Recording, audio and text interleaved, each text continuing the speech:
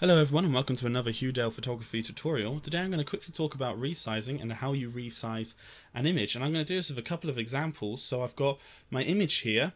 First and foremost, you want to start with the highest quality image you can achieve, and by that I mean straight, once you've edited it, don't save it again, don't resize it your own way. You want the full quality image as best you can. Obviously you want to do your editing to it, but just don't resize it in any other way before you do your final resizing, because you want to work with the full amount of pixels.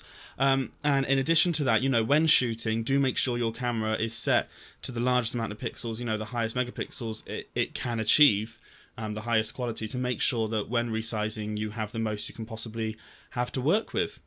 So let's have a look at our two examples that we're going to resize this image to. So example 1 is a 10x8 image at 300 dpi. dpi meaning dots per inch. This could also be ppi, as in pixels per inch. So let's go over to our image again. Here it is. Now this image is not in 10x8 ratio, it is in 6x4. So the first thing we need to do is we actually need to crop the image. So I'm going to go on over and grab my crop tool, and I'm going to select 10x8 from the drop down menu. And I'm just going to resize this, drag it around until I'm happy with it. Think about there. And click the tick. There we are. That is our cropped image. Now the reason we did that is that if we did not do that beforehand, when we resize the image, it may well stretch it out of proportion and distort the subjects within the image, and that's not what we want.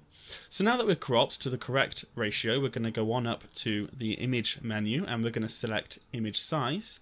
And first and foremost, we're going to put in our resolution, which is DPI or PPI. Now, I'm going to check this again quickly. It is 300 DPI, so if I go back now, back to image size. First of all, I'm going to make sure resolution is 300. It is absolutely already. I could just type that into if I needed to otherwise. Make sure it says pixels per inch in the drop-down menu next to that and not pixels per centimeter.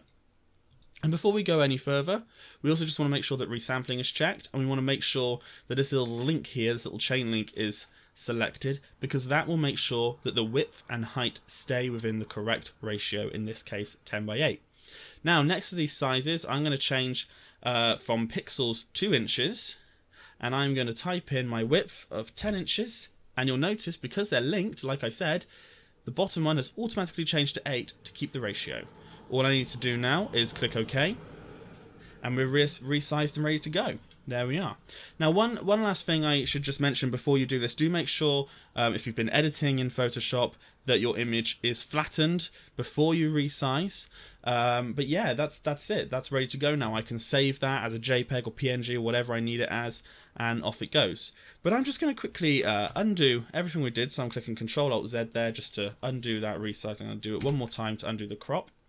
And we're going to have a look at example 2. Now example 2 gives me specific dimensions for the picture. It says 800 by 600 pixels, but it doesn't give me a DPI, it doesn't give me a sizing.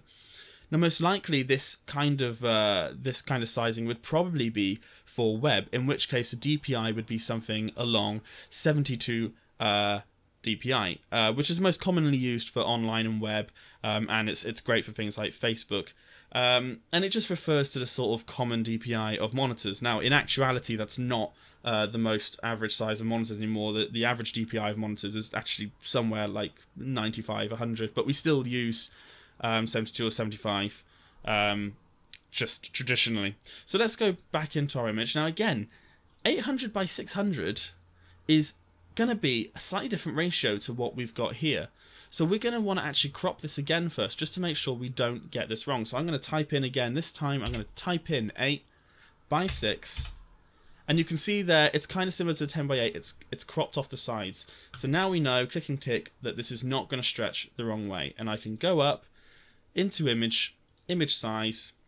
And if I want to, I can tell the resolution that it needs to be 72 dpi or 75 dpi.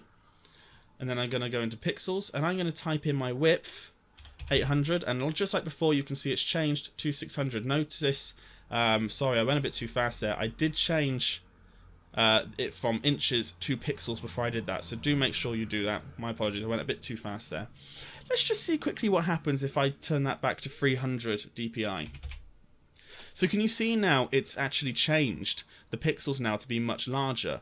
So at 300 dpi we now need far more pixels over the entirety of the picture to keep it the same size. So it's done that, it's changed the width and the height, which is why I always type in the resolution before I type in anything else. Now 300 would be for print, 72 to 100 would be for online. You may have some odd ones as well, and some printing companies do have their own ones. They might ask for 600 dpi, or possibly even 450 is one I've heard recently, which is a bit of an odd one.